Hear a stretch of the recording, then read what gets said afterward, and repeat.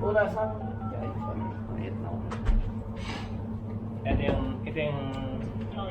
Ito yung apron ko ng ano, ng 10 taon. Dati nasa gitna ito, ngayon hindi na umabot. Ha? Ito to. Oh. Ito yung apron ko ng 10 taon. 10 years na to eh. Ngayon dati dito sa gitna, tapos doble. Ngayon, ayan na siya. Nakupugol. Eh, yun pa rin, tatagal Benar, niya. benar, it's meant to be yan. Okay na lang. Okay. Sa akin naman, napugol. Tingnan mo. Ayan, di ba? Dati ito, dobleng ikot. Ay, bumili ka naman tayo. Ngayon, eto na. Oh, dito na lang siya, tapos parang ribbon. Oh, yan. Sa akin naman, bago tayo. Oh, ha? Yun na lang. Ganun na lang siya. Bago tayo makasama. 10 taon in the making. Dugtong na nga yan, tignan mo. Oh.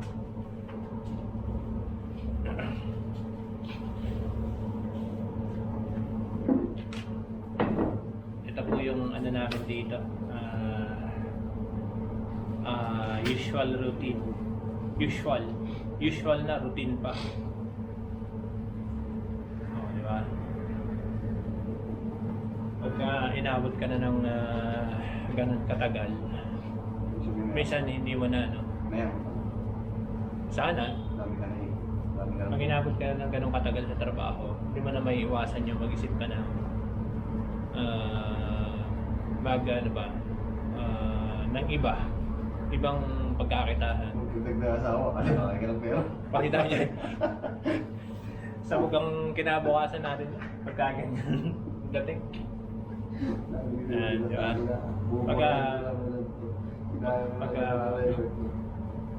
Hindi, totoo naman yun. Kapag ka, halimbawa, tumagal ka na ng ganong katagal sa trabaho mo, let's say 10 years or 11 years or more. Sa isang kumpanya, I'm not saying yung halimbawa nakakontrata ka ng 2 taon, tapos pasok ka na sa iba, nasa abroad ka, lipat-lipat ka ng trabaho. Ibang ano yun, ibang case yun. In my case kasi, straight, ito yung pinakamatagal eh. Pangalawa, I think, ito yung una. Yung first employment ko kasi sa Pilipinas, actually second employment ko pala, 9 years, isang kumpanya lang. Una nung nag-aaral pa ako, working student, sa planta ako ng tubig eh. So 2 years lang ako, tapos lumipat na ako sa hotel. Yung planta ng tubig na yun, yung mga kakamit mo. Yes, yung yung Viva, yan. Hindi. Actually, hindi lang tubo. Isa lang yun sa parte ng trabaho ng isang water technician. Siyempre, kumbaga sa hindi ka pwedeng magluto na hindi ka hawak ng sandok eh. Yan, parang ganun lang yun. Pag water technician ka, siyempre, technically, pero meron naman kaming ano ba siya? Chemist. So siya yung nag-a-analyze ng tubig, kung anong klase ng filter or kung anong klase ng treatment ang gagawin namin sa tubig.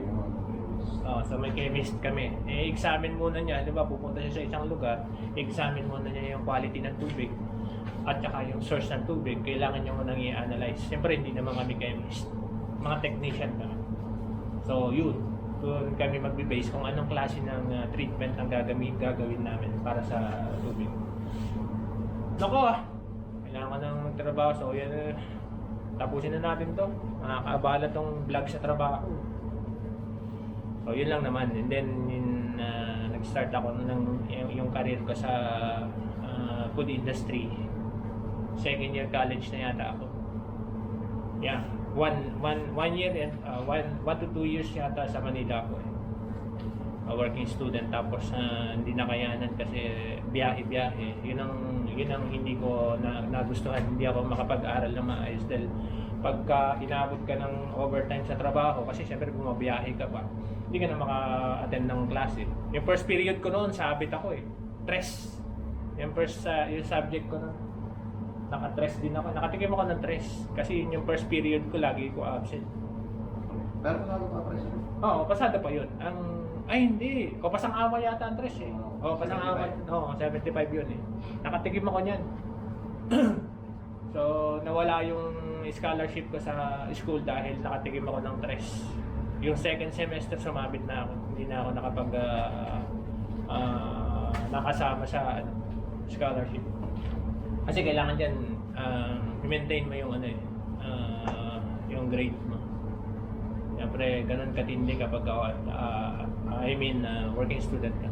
Tapos, kaya nga ako nag-decide na makapasok sa hotel kasi sa hotel, flexible lang oras, maraming option ng oras. So, pakiusapan na lang. Siyempre, sa una, hindi ka pa pwedeng makapag-ask ng schedule mo.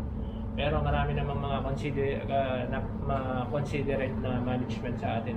Napaka-considerate nila. Basta alam nila, basta pakita mo lang yung proof, siyempre, na yung schedule mo sa school is like this and that. So, may bibigyan ka din ng magandang schedule. So, yun. Nung nakapagtrabaho na ako, sabi pa nga nung nung tatay namin, nung nabubuhay pa, sabi niya, ang ganda na ng trabaho mo, lumipat ka sa hotel. I'm not saying hindi maganda sa hotel, pero I mean, yung time na yun kasi, talagang pagka-technician ka, medyo maganda na yung kitaan. Tsaka, mas malaki yung opportunity na pag in-apply mo sa abroad, medyo mas malaki yung kasi technical yan eh.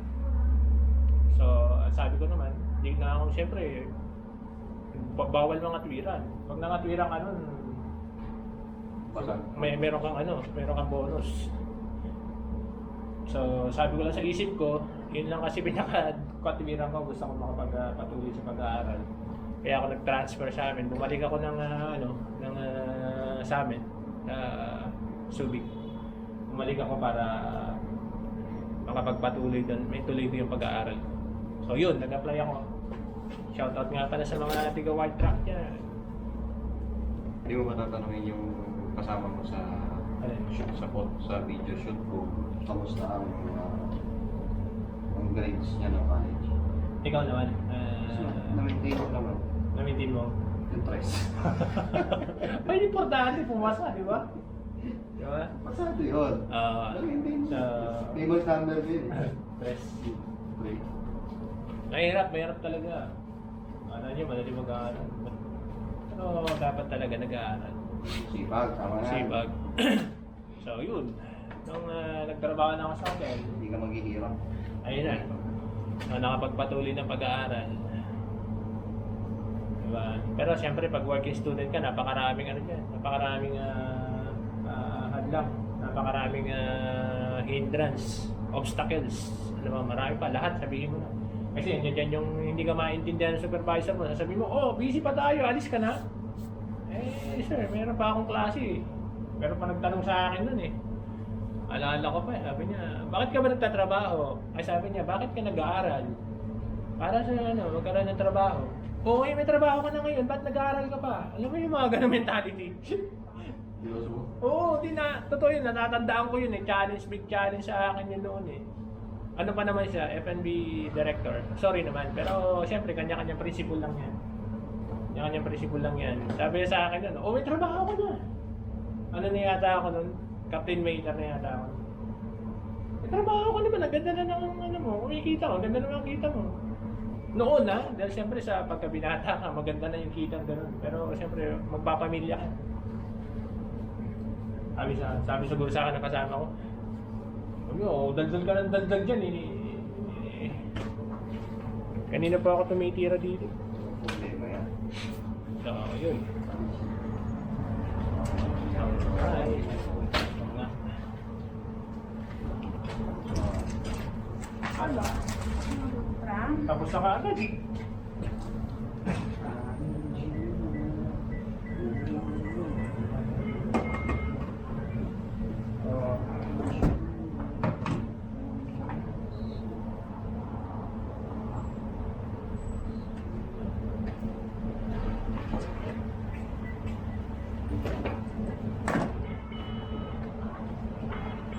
Ragazzi, me li apri qua per fare... Ok.